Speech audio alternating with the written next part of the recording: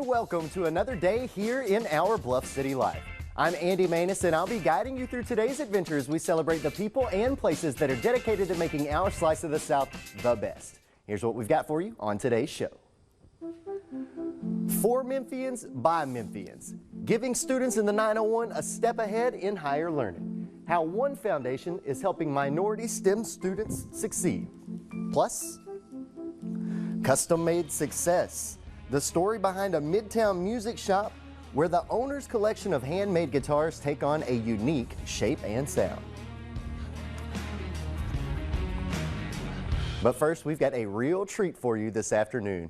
Here in Soulsville, USA sits the Stax Museum of American Soul Music, the former location of Stax Records. And inside, you'll be immersed by the rich musical and cultural icons that transformed the late 50s and beyond. And just one block away on what is now known as Stafford Avenue, get ready to celebrate a living legend. I'm sitting with him this afternoon. Welcome the only living member of Otis Redding's backup band and member of the original Bar-Kays, also the founder, James Alexander. James, thank you for joining us here in studio. We appreciate you coming in. Congratulations on the street renaming. Thank you, Andy. Man, it's just, I don't know what to say. I don't know what to do. I don't know how to act or nothing. Yeah, it's the first time you've ever had a street named after you, so you don't really know how to respond. So. Yeah, I don't know how to respond to that. Well, let's talk a little bit about where you grew up, because we're talking about Stafford and College Avenue, and again, it's one block away from Stax Records. Did growing up that close to Stax Records influence you musically? Well, let me just tell you the backstory first. Okay. Okay.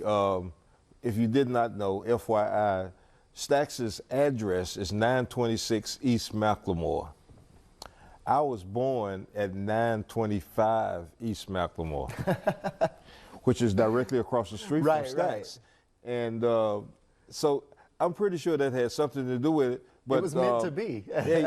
but my parents moved on Stafford, which is about a block away, in 1957. You know, I think I was 6 or 7 years old. I won't tell my age right now, but it was about 6 or 7 years old. And so I was just wandering around, you know, going, you know, just trespassing, going through some apartments, going up to Stax all the time. I got you. So what was it like? What was Stax Records like back in the day? Oh, it was like, I mean, you know, you had lots of stars, you know, of course, you know, Booker T and the MGs, Carla Thomas, Rufus Thomas, and then, you know, people coming in town, you know, like Albert King, Johnny Taylor, you know, Isaac Hayes and David Porter at that particular point, they were just still writers. They were, you know, they were writers. But how we got involved with Stax, we were playing in a nightclub, underage, wasn't supposed to be playing in no nightclub, you know, 14, 15, 16 years old. We wasn't supposed to be, we playing at a club called the Hippodrome. So in those days, when you would audition for a record company, you would audition live. Mm-hmm. So we went up to play. Steve Cropper was the, you know, A&R man, so he would listen to us play. And he said, you know, y'all are pretty good. Yeah, y'all just all right. And we went up there the first time, we auditioned. He told us to come back. We auditioned the second time. He said, no, y'all don't quite have it. The third time, as we were leaving, Jim Stewart, who was the president of Stax Records, he said, look, why don't y'all come up here and play for me?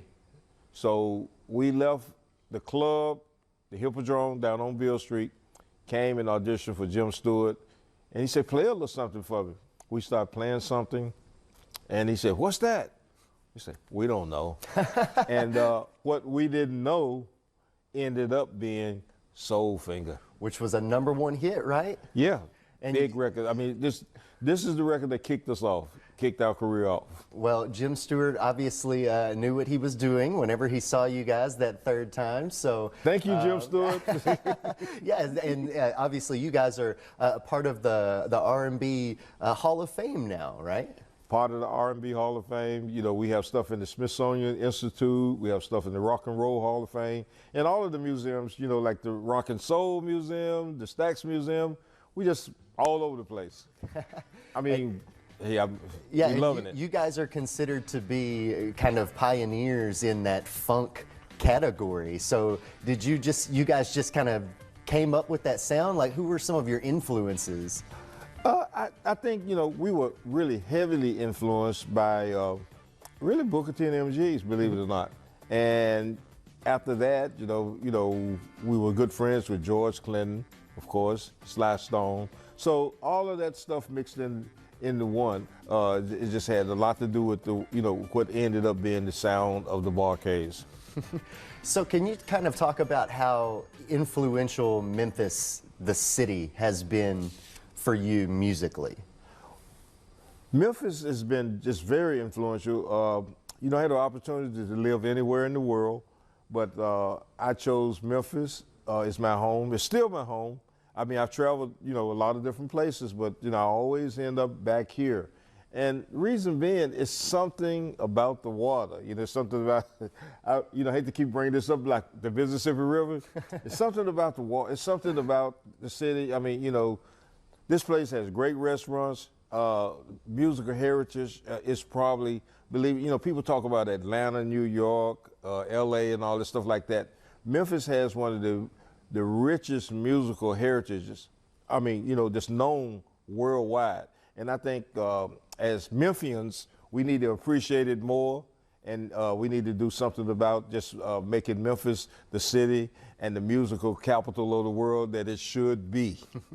Well, when you think about that musical heritage that the city has, how does it feel to know that you're actually a part of that heritage?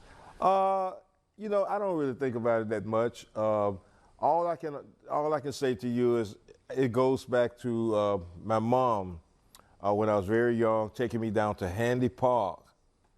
I saw B.B. King and Bobby Blue Bland at Handy Park playing on a flatbed truck. You know, they pushed two trucks together and made a stage, and they were playing on there. And you know, I was so young at the point, I didn't know, but some kind of way that it got into my DNA. And here I am today, you know, still doing this stuff. And you know, it's really great, and I'm grateful to do something that I love to do. And again, we are going to be celebrating a street renaming in your honor. Stafford Avenue is going to become James E. Alexander. That's going to be amazing, look, right? I still have not got used to that yet. So I got to, you know, I've even gone over in the area and looked at, because they have the signs put up, but they're draped, right? And I still, you know, I wanted to pull the drape back and peep at it and see if, you know, my name was really up there. I didn't do that, but you know, I'm just waiting. You want to? It's like Christmas morning. Yeah, I wanted to, but I didn't do it. And but not only is there one sign up there, there are three. That's awesome. That's awesome. So again, it's going to be a big celebration. We're going to have a lot of food and music. Have they kind of given you an itinerary of what that afternoon is going to look like? You know, they told me they told me a little bit about it. You know, they're trying to keep everything away from me. They don't want to tell me what's going on. That's okay though. That's okay. We'll find out. We'll find out. We'll find out. James, I appreciate it, and congratulations again. Thank you. Yes, sir. Thank you. All right. Yes, sir.